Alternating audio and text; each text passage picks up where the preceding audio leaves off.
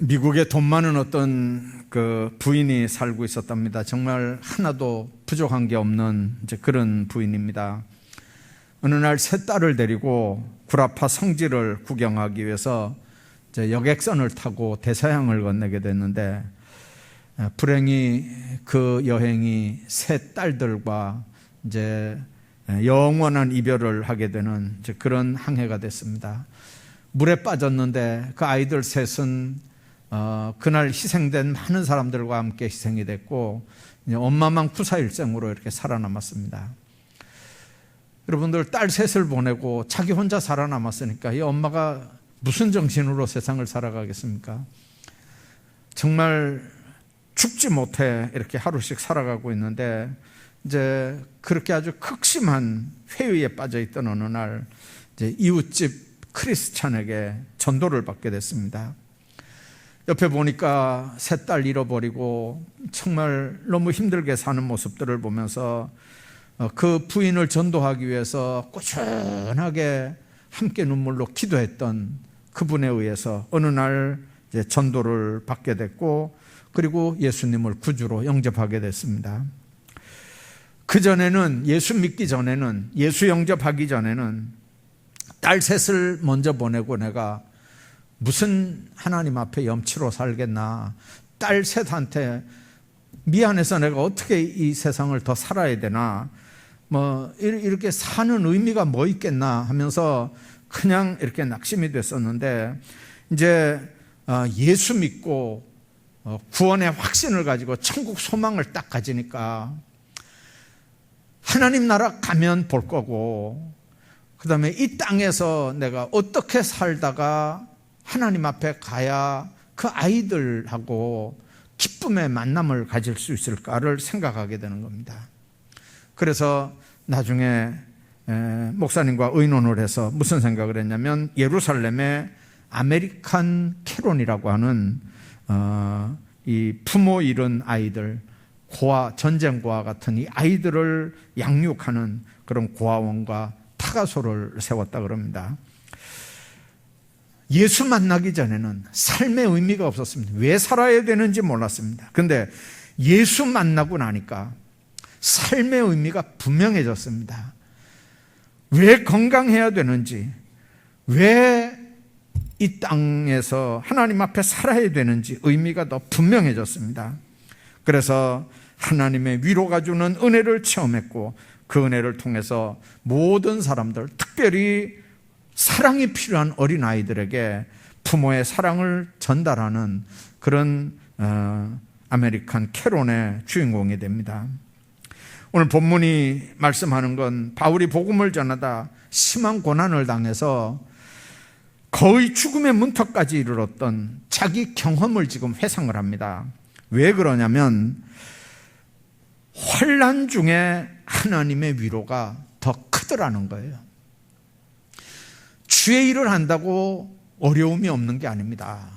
복음을 전한다고 환난, 고난이 없는 거 아닙니다.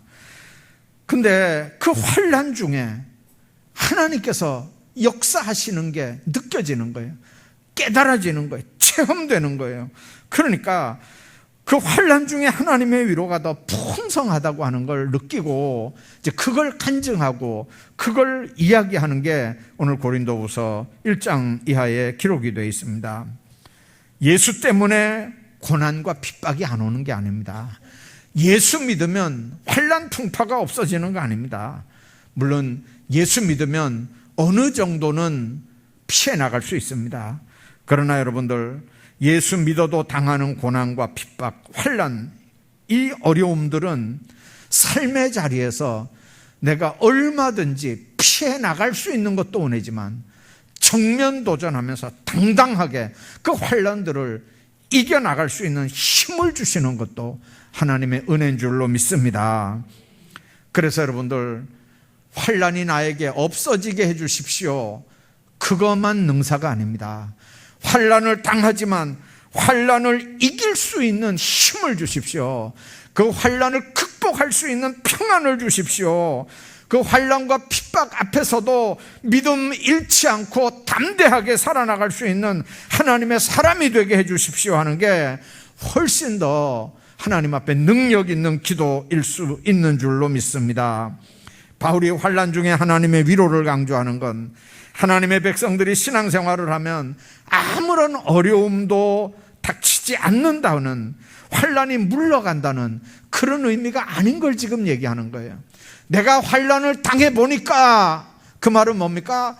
내가 주의 일을 하고 복음을 증거하는데도 죽을 뻔했던 일들이, 너무 어렵고 힘든 일들이, 내가 감당하기 어려운 일들이 너무 많았더라는 거예요. 그런데 그걸로 끝나는 게 아닙니다. 그런데 그 환난 속에 하나님께서 이렇게 역사하더라는 거거든요. 하나님께서 이렇게 날 축복하더라는 거예요. 하나님의 위로와 인도하심이 강권적으로 하나님께서 이렇게 하더라는 거예요. 여러분들, 주님 안에서 신앙생활의 진리가 뭡니까? 어려움을 안 당하는 거 좋죠. 그러나 그 어려움을 당할 때 하나님께서 나와 함께 하는, 주님께서 나를 지켜주시고 보호하시고 나를 위로하시고 나와 함께 하는 걸 느끼게 하는 거, 이게 신앙의 진미인 줄로 믿습니다. 자, 그렇다면 오늘 성도들이 당하는 고난을 통해서 하나님의 어떤 위로가 함께 하느냐, 몇 가지 생각하려고 합니다. 첫째는 고난을 통해서 하나님만 의지하는 축복이 있습니다. 그전에는 내 인생은 내가 알아서 합니다. 바울은 자신이 아시아에서 힘에 지나도록 심한 고생을 하면서 살 소망까지 끊어졌다고 그랬거든요. 고난을 주신 이유를 세상과 자기 힘을 의뢰하지 말고 참된 능력과 구원을 베푸시는 하나님만 의지하도록 하나님께서 그렇게 만들기 위해서 날 고난을 줬다는 거예요. 우리가 알잖아요. 바울에게는 가시가 있었습니다. 학자들은 안질이라고 하기도 하고, 학자들은 또 간질병이라고 하기도 합니다. 뭔지 몰라요, 사실은 우리가. 그게 눈에 안질이든지 아니면 간질병이든지 그게 뭐든지 상관없어요. 문제는 뭐냐면 그 고난을 주신 그것 때문에 하나님 앞에 바울이 기도했거든요. 나는 다른 사람을 위해서 기도해주면 아픈 사람이 일어나고 죽은 사람이 살아나고 내 손수건만 만져도 사람들이 막 기적이 막 일어나는데, 하나님, 나는 뭡니까? 내 손수건을 만져도 사람들이 치유 역사가 일어나는데, 하나님, 나는 뭡니까? 나 좀 고쳐주십시오. 여러분들, 얼마나 답답했겠어요, 바울이요. 근데 하나님께서 응답 안 하시다가 어느 날 응답하시는 거죠. 뭐라 그랬습니까? 내 은혜가 네게 족하도다. 내 은혜가 네게 족하다는 거예요. 만일 바울처럼 그렇게 많이 배우고요, 바울처럼 그렇게 똑똑하고요, 개성 강하고요, 그런 사람이 가시가 없었다면요, 얼마든지 뻗나갈 수 있어요. 안 그렇겠어요? 얼마든지 뻗나갈 수 있어요. 여러분들, 바울이 사역하면서 제일 어려웠던 게 뭐였는지 아시잖아요. 이방 사람들한테 죽을 뻔도 하고요, 두들겨 맞기도 하고요. 뭐 40에 감한 매를 39이죠. 39 태장을 5번이나 맞았으니까요. 죽다 살아나는 일도 많고요. 바구니 타고 이렇게 성에서 이렇게 달아내려가지고 살아난 일도 있고, 별별 어려운 일도 많아요. 배에서 풍랑 만나서 물에 빠져 죽을 뻔했던 일도 있고요. 많은 어려움들이 있었어요. 그런데 그런 어려움보다 더 큰 어려움이 뭐였는지 아세요? 먼저 부름받은 사람들과의 갈등이었어요. 먼저 부름받은 사람들이 뭐예요? 베드로같이 12명 제자들 그 사이에 바울과의 갈등이에요. 그 12명 제자들은 뭐예요? 머릿속에 뭐가 들어있냐면, 우리는 선민, 우리는 아브라함의 후손, 이게 안 없어지는 거예요. 근데 바울은 예수님의 말씀을 분명히 알아요. 회개에 합당하지 않는 열매 없는 나무 찍혀서 불에 던진다. 하나님께서 분명히 말씀했다는 거죠. 예. 혈통으로 구원받는 거 아니라는 거예요. 예수 믿어야 구원받는다는 거예요. 그러니까 바울하고 베드로하고는 틀릴 수밖에 없어요. 바울하고 야고보, 여러분들 야고보서하고 로마서하고 이렇게 한번 비교해 보세요. 어떻게 보면 틀리는 것 같아요. 나중에 그 두 개를 연결시켜야 연결이 되지만, 아무튼 우리가 기억해야 되는 게 있어요. 만일 고난이 없었다면 하나님 의지 안 할 수도 있어요. 여러분들 목회하면서 이렇게 보거든요. 정말 그 사람에게 고난이 없었다면 그 사람 기도 안 할 사람이에요.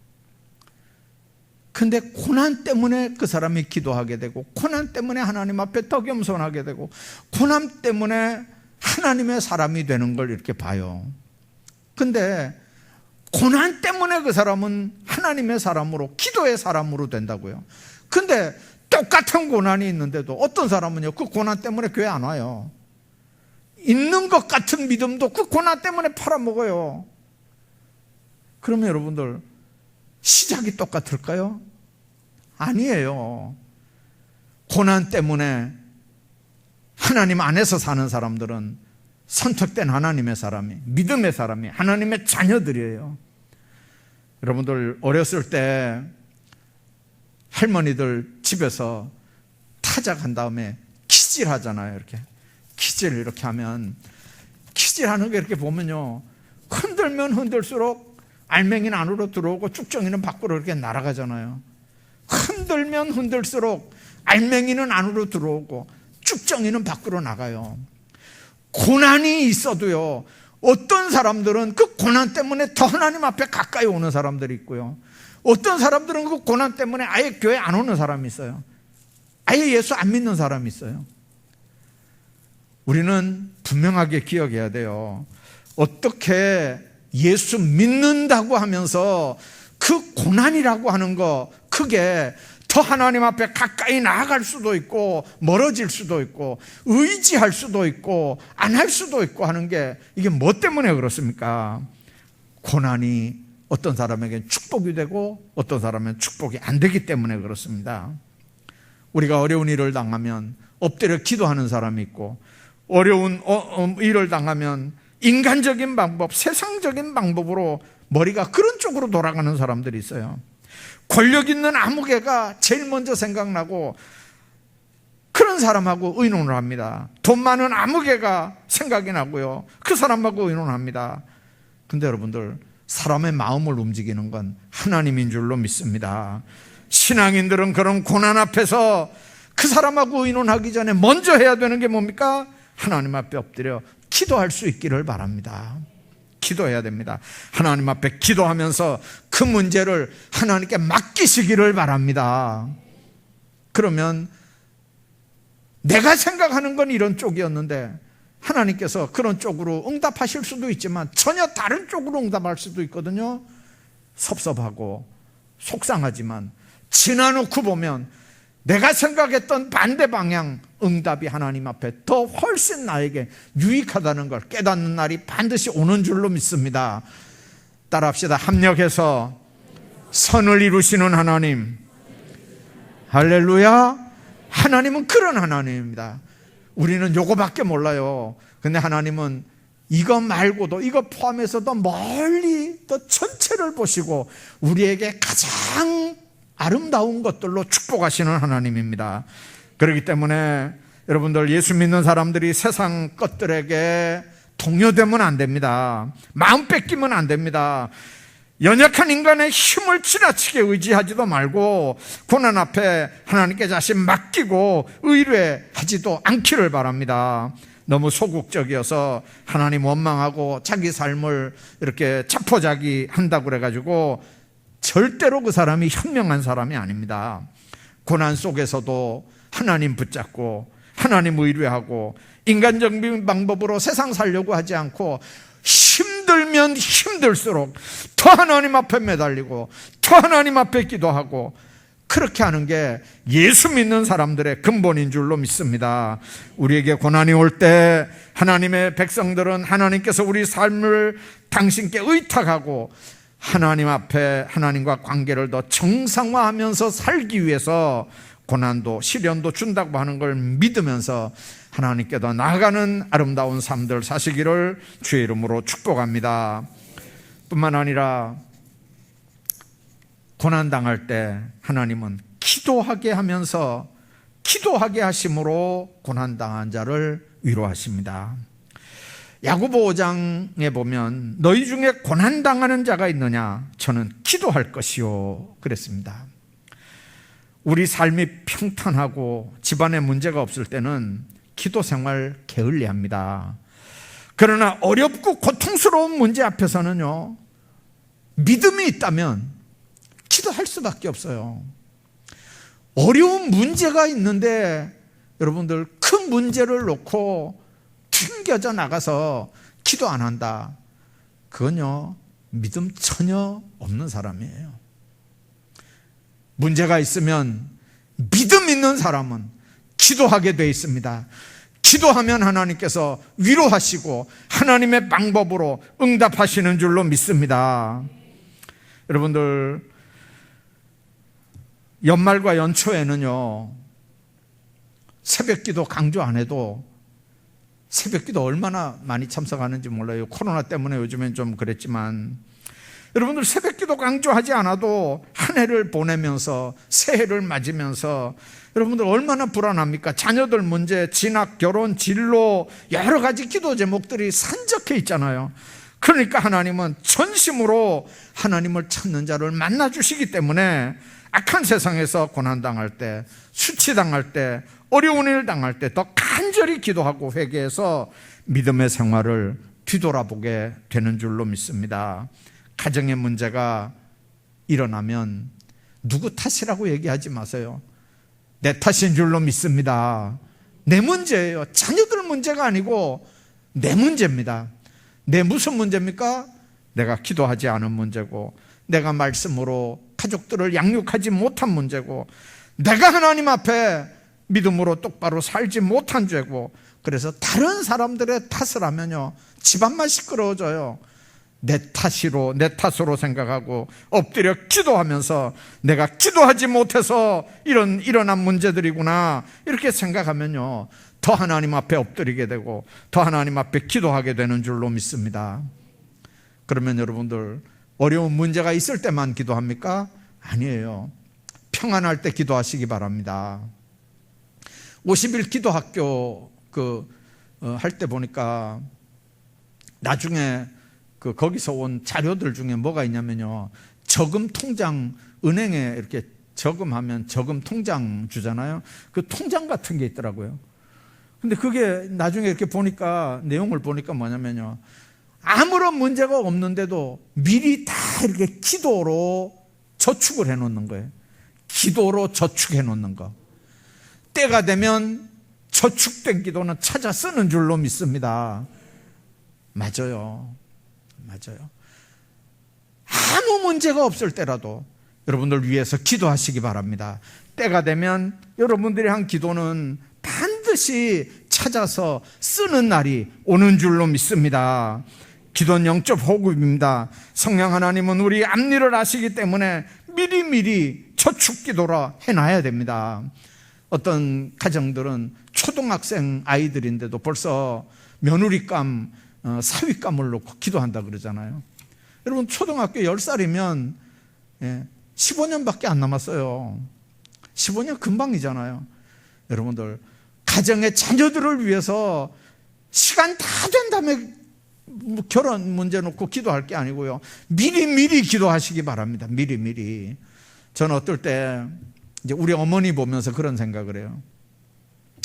어머니가 오늘도 아침에 교회 가자 그러니까 자신이 없는 거예요. 와서 1시간씩 앉아 있는 게, 1시간씩 앉아 있는 게 너무 힘든 거예요.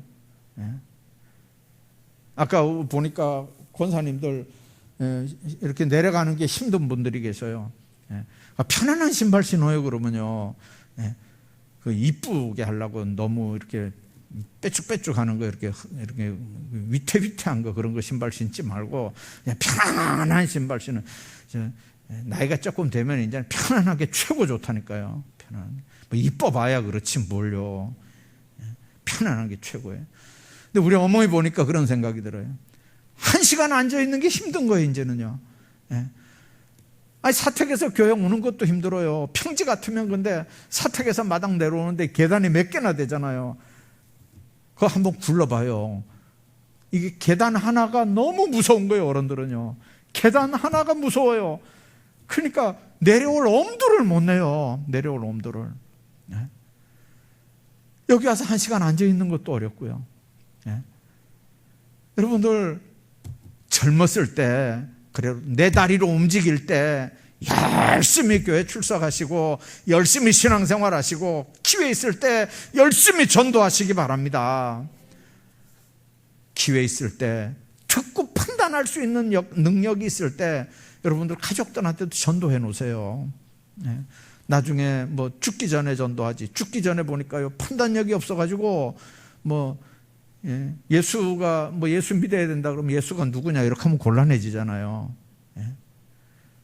이게 치매가 오니까 나이 많은 권사님들도 예수 믿어야 된다 그러면 예수가 누군데 이렇게 하거든요. 제정신이 아니니까 그래요.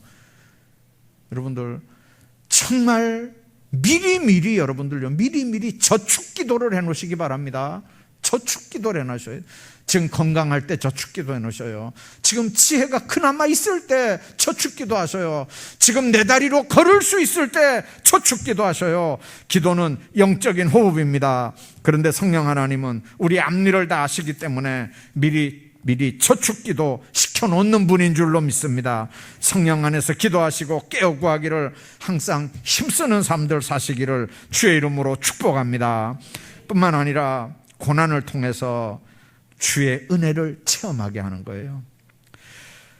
시편 19편에 그런 말씀이 있습니다. 고난당한 것이 내게 매우 유익이라 이로 인하여 내가 주의 율례를 배우게 되었나이다. 고난당한 게 유익이었다는 거예요. 그 고난이 없었으면 주의 율례를 배우지 못할 뻔했는데 여러분들 평안 가운데 있는 사람은 하나님의 말씀을 읽을 때 그 말씀의 의미를 잘 모르고 그냥 지나갈 때가 많아요. 저도 어떨 때 이렇게 성경 보면요 아니 이런 말씀도 여기 있었나 싶을 때가 있어요. 근데 앞에 그러니까 앞에 읽을 때 그 말씀 봤는데 그때는 이게 왜 눈에 안 들어왔는지 몰라요. 그래서 여러분들 성경을 계속 읽으셔야 돼요. 성경을 계속 읽어야 돼요. 읽다가 보면요 새로 들어오는 말씀들이 얼마나 많은지 몰라요. 그래서 어떤 목사님은 요한계시록만 10,000번을 봤대요. 10,000번을. 10,000번을 보기 전에는 요한계시록 설교를 안 했다 그러잖아요. 요한계시록만 10,000번을 보니까 성경이 보이더래요. 오늘 우리가 기억해야 되는 게 있습니다. 고난을 통해서 그 고난이 유익인 건 그 고난을 통해서 내가 하나님의 비밀을 배우는 거예요. 말씀을 읽을 때 그 하나님의 뜻, 환난 때, 고난 때 그 말씀이 나를 향한 하나님의 말씀으로 들어오는 거예요. 능력과 구원의 은혜를 체험하게 되는 거예요. 환난 때 도우시는 하나님, 환난 때 지켜주신 하나님, 환난 때 함께 하셨던 하나님, 성경 읽으면서요 그게 구구절절 이렇게 느껴지는 거예요. 여러분들 사도행전 특히 바울 역사들 쭉 한번 보세요. 바울 서신에도 그런 얘기들이 있지만 사도행전 후반부 9장 이 뒤에 후반부들을 이렇게 보면 사도 바울이 구구절절 사역했던 그 내용들의 핵심이 뭡니까? 하나님이 날 이렇게 만나주셨고 내 사역 현장에 하나님이 나를 이렇게 쓰셨다는 거거든요. 거기에 고통이 없었습니까? 있었어요. 그러나 그 고난을 통해서 주님의 은혜를 날마다 새롭게 하신 거거든요. 히브리 기자는 고난이 당시에는 즐거워 보이지 않고 슬퍼 보이지만 그로 말미암아 연단한 자에게는 의와 의의 평강한 열매를 맺는다고 그랬습니다. 열매가 하나님을 더 신뢰하는 열매고 기도 생활의 열매고 주의 은혜를 체험하면서 주님을 알아가는 열매인 줄로 믿습니다. 예수 믿는다고 하는 게 아까 얘기한 것처럼 그저 좋은 일들만 있으면 얼마나 좋겠어요. 예수 믿는 상황에서도 어려운 문제들이 있고 힘든 일들이 있어요. 그러나 분명한 건 때를 따라 돕는 은혜가 우리와 함께 한다는 사실을 깨닫는 거예요. 그걸 믿고 체험하는 거예요. 오늘도 여러분들 어려운 세상 살면서 환난과 고난이 우리 삶 속에 있다 할지라도 하나님은 예배를 통해서 찬양과 기도를 통해서 우리에게 위로의 축복을 허락하시는 줄로 믿습니다. 하나님 의뢰하고 그런 어려움에서 더 기도하고 더 하나님의 은혜를 체험하게 하시는 하나님의 놀라운 역사는 그 일들을 통해서 더 한 단계 믿음을 더 이렇게 높여가는 그런 하나님의 사람들로 살아가게 하는 거예요. 오늘도 여러분들 그 말씀들 기억하시면서 어렵고 힘들 때 고난 속에서 오는 하나님의 위로들을 챙기면서 살아가는 하나님의 사람들 다 되시기를 주의 이름으로 축복합니다.